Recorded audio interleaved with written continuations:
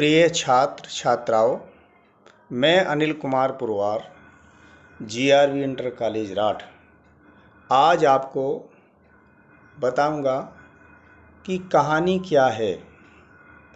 कहानी शब्द जैसे ही हमारे कानों में बच्चों ये शब्द पड़ता है तो हमारी दिमाग की तरंगें पुनः बचपन की तरफ लौट जाती हैं और हम मीठी यादों में वापस लौट जाते हैं और वो यादें हमारी स्मृति की मखमली पिटारी के अंदर बंद होती हैं।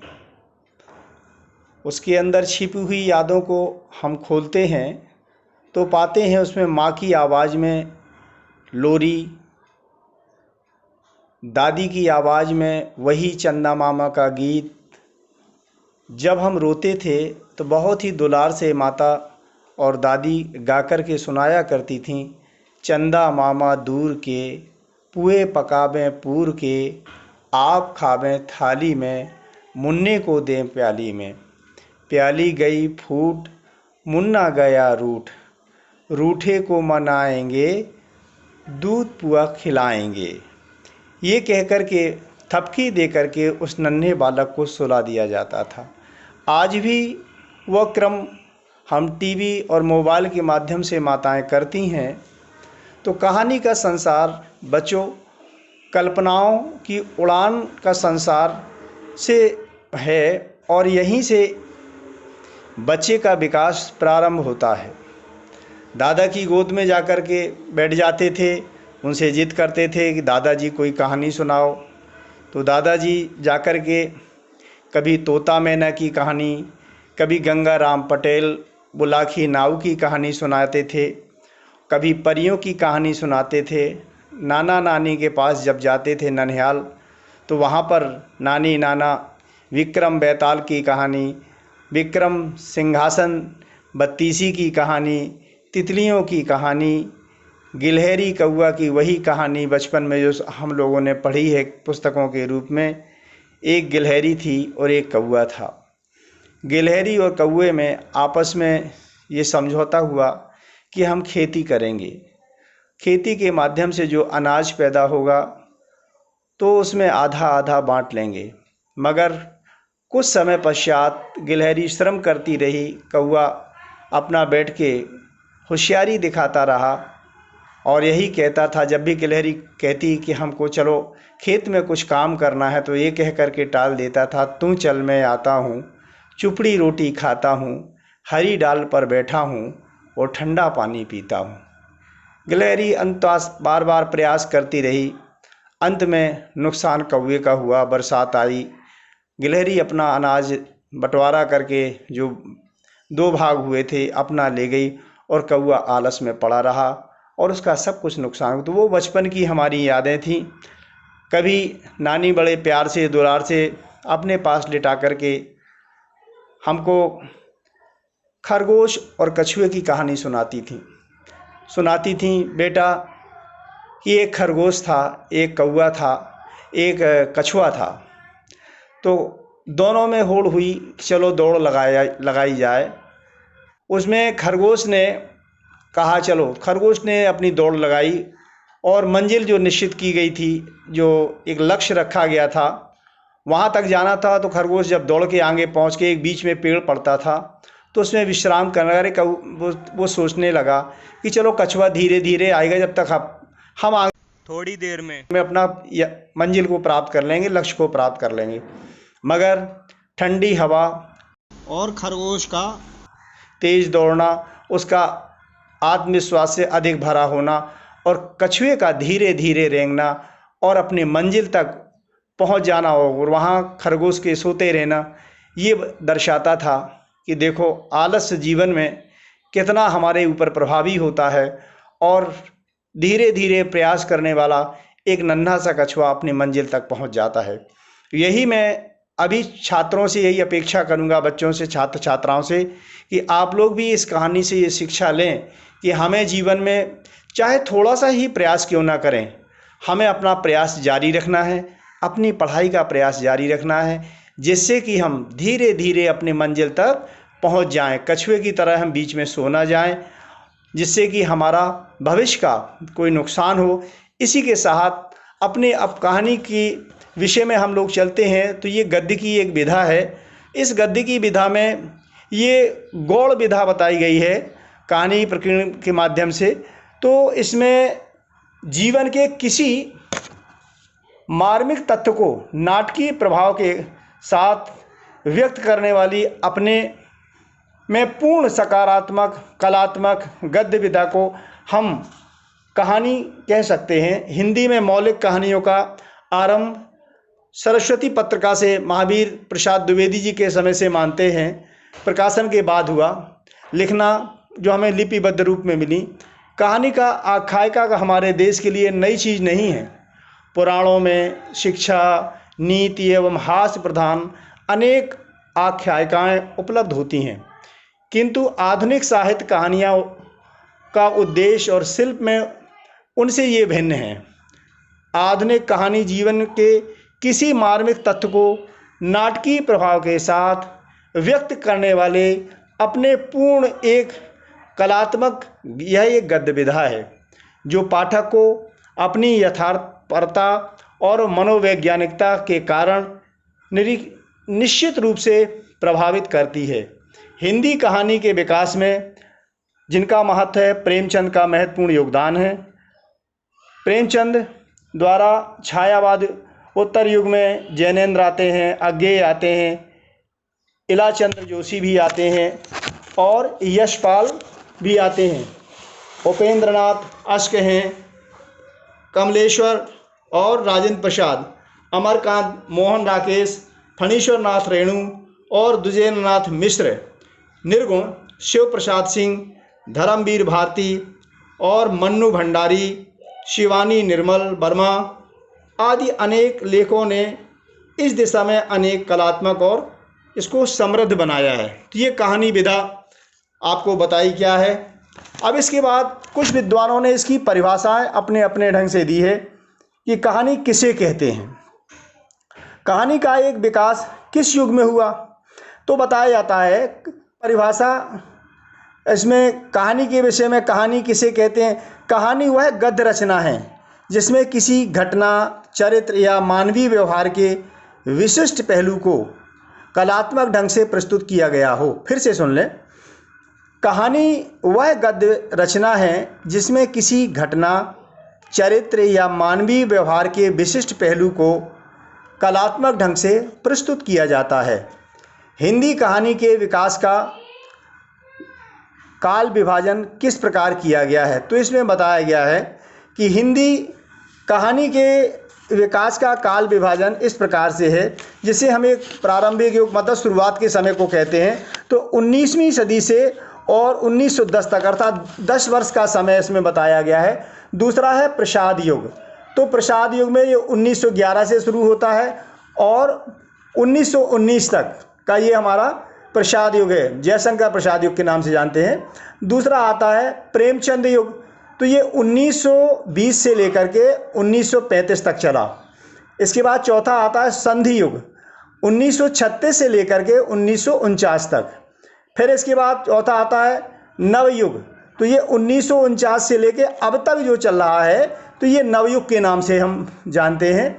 अब इसमें एक प्रश्न उठता है, जो छोटे छोटे प्रश्न आ जाते हैं पूछने के लिए, तो आप लोग उसका उत्तर क्रमशः लिख सकेंगे। कहानी के प्रमुख तत्व क्या हैं। तो कहानी के प्रमुख तत्व होते हैं कथा वस्तु। कथा वस्तु माने कहानी में जो हम सामग्री लेकर के चल रहे हैं, जो कथा हम कहने जा रहे हैं, उसकी वस्तु क्या है, किस ढंग से हमने अपनी कहानी को प्रस्तुत किया है। तो कथा वस्तु की लघुता, ज़्यादा विस्तार नहीं होना चाहिए। फिर इसके बाद है चरित्र चित्रण, कि कौन से चरित्रों का, अर्थात जैसे राम के चरित्र को हम पुरुषोत्तम के रूप में जानते हैं कि पुरुषों में उत्तम चरित्र उनका दर्शाया गया। इसी प्रकार से हम जिस कहानी के पात्र को लेकर के चलेंगे, उसकी चरित्र का हमको कैसे चित्रण करना है, नायक बनाना है, खलनायक बनाना है या मध्यम वर्गीय बनाना है, कैसे हमें उसके चरित्र को उभारना है, ये उसका एक अंग होता है। तीसरा होता है जीवन के खंड विशेष की प्रस्तुति। तो जीवन के खंड विशेष के विषय में कि उसका जीवन कैसा रहा, सुखी रहा या दुखी रहा, तो उसके जीवन की पूरी कहानी उसमें प्रस्तुत की जाती है। और निश्चित उद्देश्य, कहानी जो आप लिख रहे हैं उसका उद्देश्य क्या है, समाज को आप क्या दिशा देना चाहते हैं, समाज को क्या बताना चाहते हैं, समाज को आप क्या प्रस्तुत करना चाहते हैं, क्या परोसना चाहते हैं, इसका ये होता है उद्देश्य कि हमें समाज को अच्छा बनाना है या बुरा बनाना है, या अपनी बात को यूं ही अनर्गल तरीके से प्रस्तुत करना है। तो हमारा जो प्रस्तुतिकरण होता है वो कोई ना कोई उद्देश्य लेके चलता है। तो ये कहानी का उद्देश्य हुआ। अब अगला प्रश्न उठता है, आधुनिक हिंदी कहानी का उद्देश्य क्या होता है। तो आधुनिक माने वर्तमान में हिंदी कहानी मानवीय व्यवहारों, संवेदनाओं, कुंठाओं और अनुभूतियों को व्यक्त करने के उद्देश्य से लिखी जाती है। ये कहानी का उद्देश्य होता है। अगला प्रश्न है, हिंदी की प्रथम आधुनिक कहानी हम किसे मानते हैं। तो हिंदी की प्रथम आधुनिक कहानी किशोरी लाल गोस्वामी की है, इंदुमती नाम से जानी जाती है। कुछ लोग महिला की दुलारी वाली को भी, महिला की कहानी है दुलारी बाई वाली को, इस रामचंद्र शुक्ल की 11 वर्ष के समय को यह श्रेय देते हैं। तो अलग अलग विद्वानों के मत हैं, मगर इंदुमती को ही सभी लोगों ने सर्वमान्य किया है। अगला है, आधुनिक हिंदी कहानी के प्रारंभिक युग के प्रमुख कहानीकारों के नाम बताओ। तो इस समय हमारे जो कहानीकार रहे हैं उनका विशेष युग किशोरी लाल वर्मा आते हैं, गोस्वामी रामचंद्र शुक्ल आते हैं, महावीर प्रसाद द्विवेदी आते हैं। अब है, प्रसाद जी की कहानियों के प्रमुख विषय क्या रहे हैं।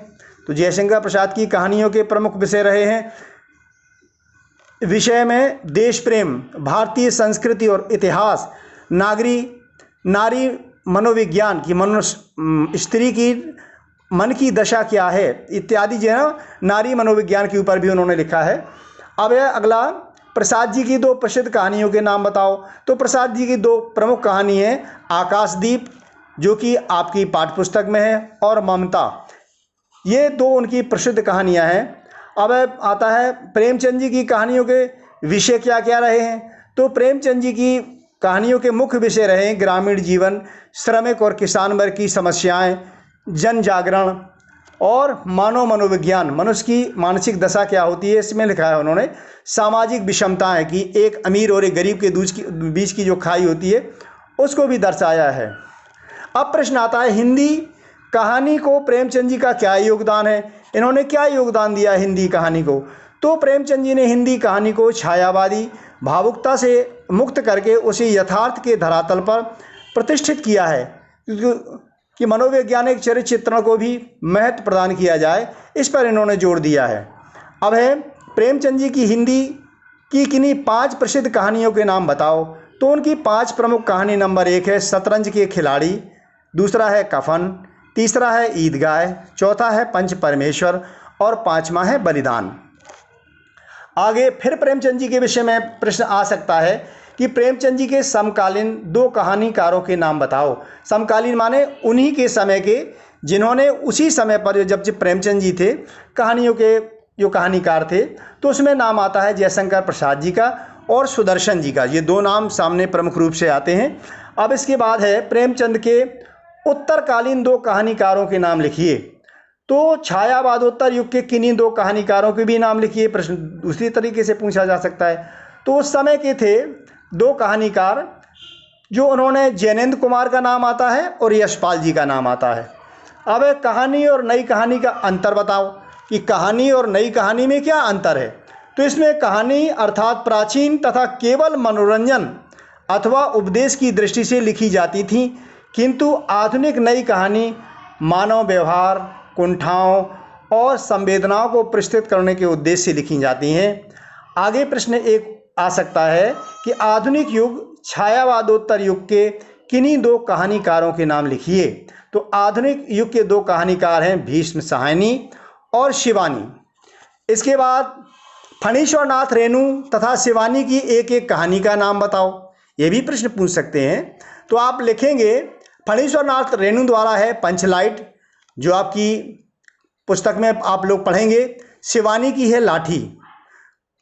पंचलाइट में वही है, बताई गई है दशा कि कैसे कहना चाहिए। एक गैस लालटेन को ला करके खरीदते हैं, उसको सब लोग लाते हैं और किसी एक बेचारे वर्ग की हंसी होती है जिसको कोई जला नहीं पाता है, तो गोधन नाम का एक बच्चा उसको जलाता है। इसकी बड़ी ही सुंदर अच्छी कहानी है और इसमें एक पवित्र प्रेम को दर्शाया है और समाज उसको कैसे मुक्त कर देता है। पहले कहना चाहिए उसका हुक्का पानी बंद कर दिया जाता था समाज में एक गाने को लेकर के, फिर बाद में उसको खोल दिया जाता है जब ये समस्या का वो गोधन समाधान कर देता है।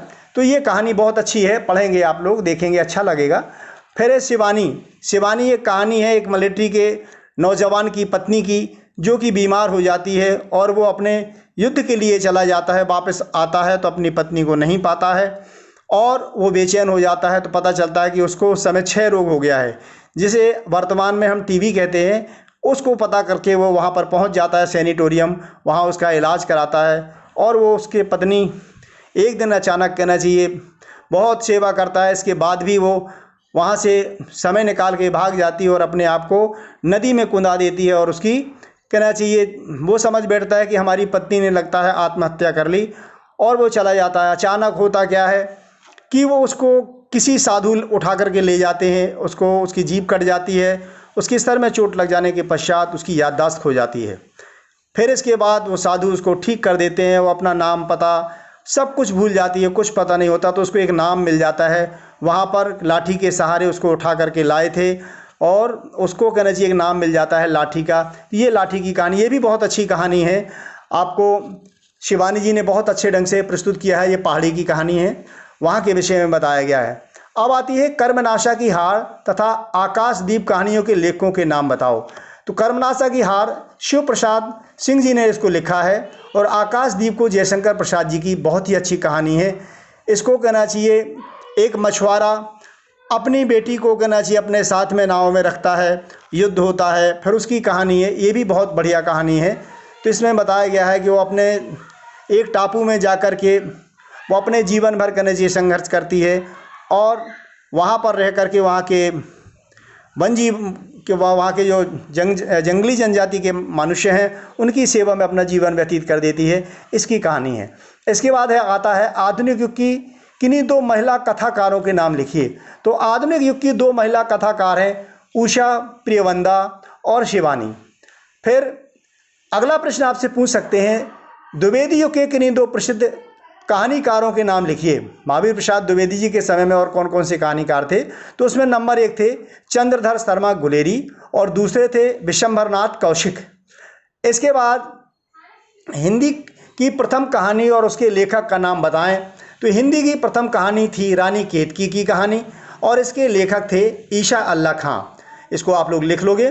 फिर इसके बाद आता है विषयों की दृष्टि से आधुनिक हिंदी कहानी का वर्गीकरण करो। तो कितने भागों में हम इसका वर्गीकरण से कर सकते हैं, अर्थात विभाजन कर सकते हैं? नंबर 1 के रूप में हम मान सकते हैं सामाजिक कहानी, दूसरा ऐतिहासिक घटनाओं के आधार पर कहानी, तीसरा राजनीतिक रूप से लिखी हुई कहानी, चौथा है यथार्थवादी की वर्तमान में समाज में क्या चल रहा है, क्या घटित हो रहा है, उसको हम कहेंगे यथार्थवादी कहानी। तो प्रतीकात्मक भी हो सकती है कि सूक्ष्म रूप से किसी चीज़ को लेकर के हम कहानी को आगे बढ़ा ले जाएं, और वैज्ञानिकता के आधार पर भी हम कहानी लिख सकते हैं। इसके बाद रहस्य और रोमांचकारी, रहस्य भरी हुई घटनाएं होती हैं, बहुत सारी रोमांचक होती हैं, और व्यंग्यात्मक और मनोवैज्ञानिक रूप से हमारे मन और मस्तिष्क पे प्रभाव डालने वाली कहानी। विभिन्न प्रकार के आदि वर्गों में हम इन कहानियों को बांट सकते हैं। तो ये कहानियों का ये वर्गीकरण हुआ। अब आता है प्रतीकात्मक रूप से जो कहानी लिखी जाती हैं, वो थोड़ा सा उसका, कहना चाहिए, कहानी का प्लॉट ले लिया और दिमाग में बैठा लिया और आगे अपना बढ़ जाते हैं। फिर इसके बाद आता है हिंदी के 2 कहानी संग्रहों और उनके लेखकों के नाम की। हिंदियों की बहुत सी कहानी एक ही किताब में, एक ही पुस्तक में संग्रह के रूप में मिल जाए। तो उसमें आता है प्रेम द्वादशी। तो मुंशी प्रेमचंद जी ने लिखा है, प्रेम द्वादशी नाम से इसके लेखक हैं। तो कहानी का संग्रह है प्रेम द्वादशी और लेखक हमारे मुंशी प्रेमचंद जी हैं। इसके बाद आता है त्रिशंकु। इसको लिखा है, ये भी एक कहानी का संग्रह है, मन्नू भंडारी जी ने इसको लिखा है, बहुत अच्छा संग्रह है ये भी। अब आता है उपन्यास और कहानी का अंतर बताएं कि उपन्यास में और कहानी में फ़र्क क्या है, अंतर क्या है। तो उपन्यास में मानव जीवन के विविध पक्षों को विस्तार से प्रस्तुत किया जाता है, उपन्यास में बहुत लंबा चौड़ा किया जाता है उसको, जबकि कहानी में किसी एक घटना, मनोदशा या कालखंड, मतलब समय का जो चक्र है, उसको कथानक का आधार बनाया जाता है और प्रस्तुत किया जाता है। तो ये होता है हमारा कहानी का अंतर। तो कहानी में, उपन्यास में क्या है कि विविध पक्षों को विस्तार से प्रस्तुत करना, जबकि कहानी में एक घटना और एक ही मनोदशा और एक ही कालखंड का विस्तार करना, ये कहानी और आपके उपन्यास का अंतर है। अब आता है उपन्यास किसे कहते हैं या आंचलिक उपन्यास किसे कहते हैं। आधुनिक न कह करके आंचलिक हम कहेंगे इसको। आंचलिक उपन्यास किसे कहते हैं? तो आंचलिक माने होता है किसी एक विशेष अंचल, एक विशेष क्षेत्र, एक विशेष भाग में रह करके क्षेत्रीयता के आधार पर जो उपन्यास लिखे जाते हैं उसे हम आंचलिक उपन्यास के नाम से जानते हैं। जिस उपन्यास में किसी अंचल विशेष, जैसे बुंदेलखंड है, रोहिलखंड है, उत्तराखंड है, उस आंचलिक उपन्यास के नाम से हम उसे जानेंगे। तो आंचलिकता का उसमें लिखने में सबसे अग्रणी रहे हैं फणीश्वर नाथ रेणु जी ने लिखा है। बहुत ही अच्छा आंचलिक उपन्यास उनका है। बच्चों, आज इतना ही पर्याप्त है। धन्यवाद।